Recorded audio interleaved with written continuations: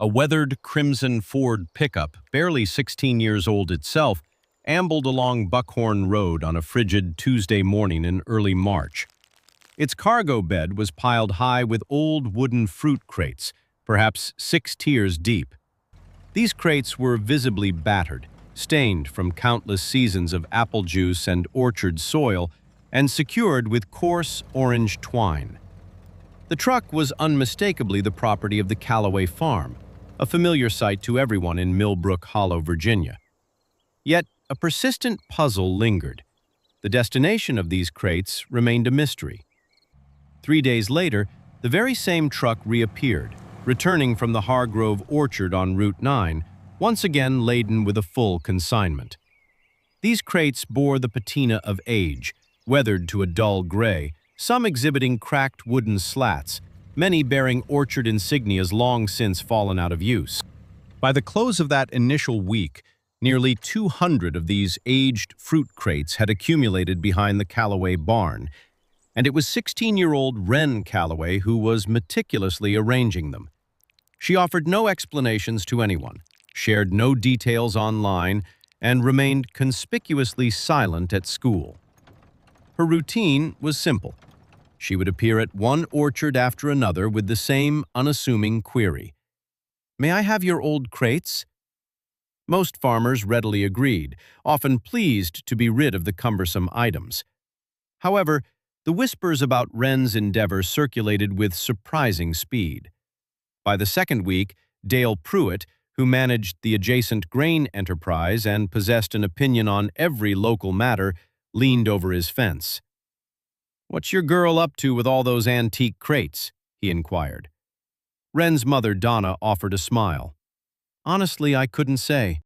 When someone finally mustered the courage to ask Wren directly, she paused, her gaze drifting over the stacked crates as if deciphering an inscription.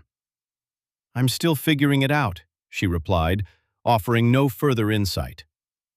If you believe that quiet perseverance can transform neglected objects into something remarkable, we invite you to subscribe. We regularly feature stories of this nature. We also encourage you to leave a comment sharing your location. This narrative, in fact, has already ventured much further than Wren could have ever foreseen. What most residents of Millbrook Hollow were unaware of was that Wren had been contemplating this undertaking for nearly a full year. It had its genesis in a conversation the previous spring.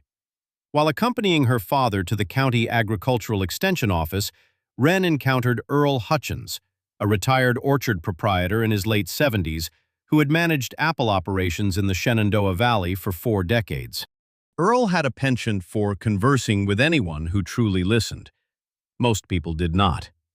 Wren did. He explained how the traditional wooden fruit crates, the old-fashioned orchard bins, were being phased out across the region, largely supplanted by plastic alternatives. These new containers were easier to clean, stackable, and eliminated the risk of splinters. However, Earl lamented, the old wooden ones, constructed from poplar and pine planks, possessed a substantial, enduring quality that modern plastic trays lacked. The primary challenge, Earl noted, was the inherent susceptibility of the wood itself. Exposure to the elements led to decay, and the residual chemicals from decades of pesticide application rendered some aged orchard wood unsuitable for direct contact with soil used for growing food crops. Wren diligently recorded every detail in a small emerald notebook she kept in her back pocket. "But what if they were lined?" she proposed. Earl regarded her thoughtfully for a significant moment. "Then you'd have something," he conceded. Upon returning home, Wren began to sketch. By April, she had amassed over 300 crates from 8 distinct farms. She dedicated 2 full weeks to their careful inspection. With methodical precision, she measured each crate using a carpenter's tape, noting those with intact joints, identifying areas of soft rot, and flagging those treated with compounds she deemed incompatible with food cultivation. Crates compromised by chemicals were set aside for non-growing applications. The structurally unsound ones were dismantled for their raw lumber. What remained were 187 crates that Wren deemed suitable for her project.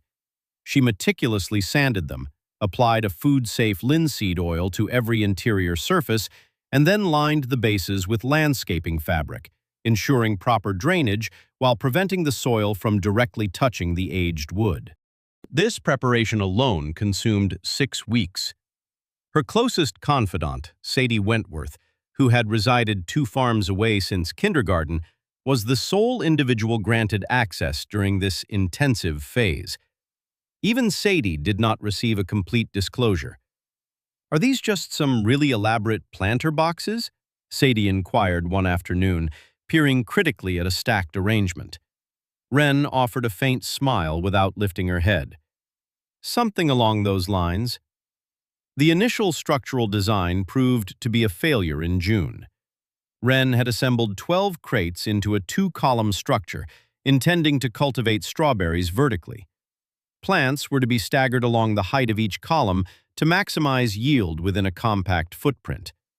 Her inspiration stemmed from vertical growing concepts found in one of Earl's old farming journals, and she had spent months adapting the idea to the dimensions of the crates. One Wednesday afternoon, the structure succumbed to gravity. The joint connections were unable to withstand the weight of damp soil across multiple stacked levels. The lower crates began to bulge outward, and the entire column toppled sideways, scattering soil and strawberry runners across 20 feet of lawn. Wren stood motionless for a considerable period. Subsequently, she retreated indoors and opened her green notebook to a fresh page. 3 days later, she presented revised sketches to Earl.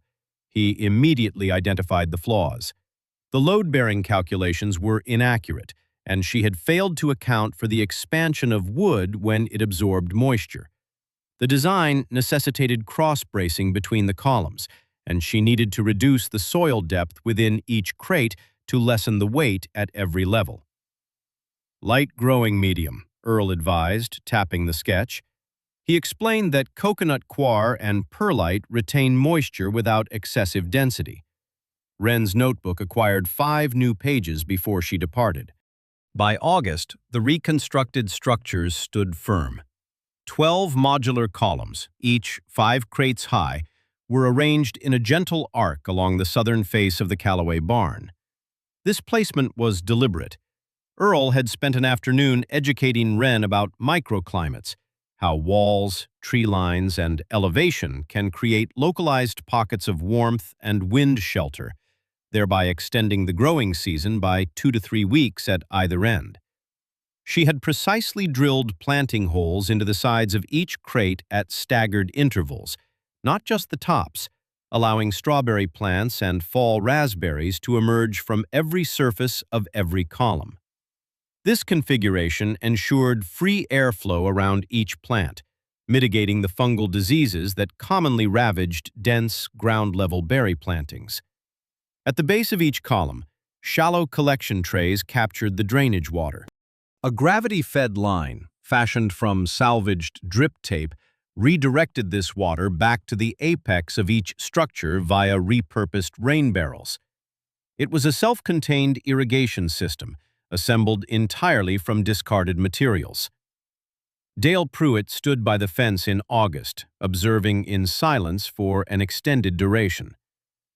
"Where did she learn all that?" he finally asked Donna. "By paying attention," Donna replied. The first significant harvest occurred in September. It was not prodigious nor miraculous, but undeniably tangible. Dense clusters of seascape strawberries and autumn Britain raspberries emerged from vertical surfaces. These would have required nearly 4 times the ground area if planted in traditional rows. Wren calculated her yield per square foot and compared it with standard flat-row production data sourced from extension publications. Her system yielded approximately 3.2 times the density, not due to any single exceptional element, but rather the cumulative advantages of stacked efficiencies, optimized vertical space utilization, enhanced airflow, reducing crop disease losses, water recapture, reducing irrigation demand by nearly 60%, and microclimate placement, extending her productive season well into October. She compiled the figures into a concise, one-page summary. Then she telephoned Earl. "I wanted to show you something," she announced. Earl drove out that Saturday morning. He moved slowly along the arc of crate columns, bending to inspect joint integrity, probing the soil with his fingers to assess moisture levels, and visually gauging plant spacing. He remained silent for 15 minutes. "How many crates in total?" he eventually inquired. 187, Wren responded. He looked at her intently. "You constructed all of this from items people discarded?" Wren gestured towards the columns. "The crates were already built," she explained. "I simply assigned them a new purpose." The arrival of winter brought frost and unforeseen challenges. Even meticulously sealed wooden structures have a finite lifespan. After 3 to 5 seasons of alternating wet and dry cycles, wood degradation would inevitably compromise the integrity of the frames. The system required a built-in plan for rotation, a method for phasing out worn crates without disrupting the production of neighboring units. The solution she devised was modular replacement. Individual columns could be dismantled and rebuilt independently without affecting adjacent sections. Furthermore, the retired crates were not wasted. Their degraded wood decomposed naturally, contributing nutrient-rich organic matter that enriched the soil beneath the system's footprint. The entire cycle was complete. Orchard refuse transformed into growing structures yielded compost, and compost nourished the soil for the subsequent season's crop.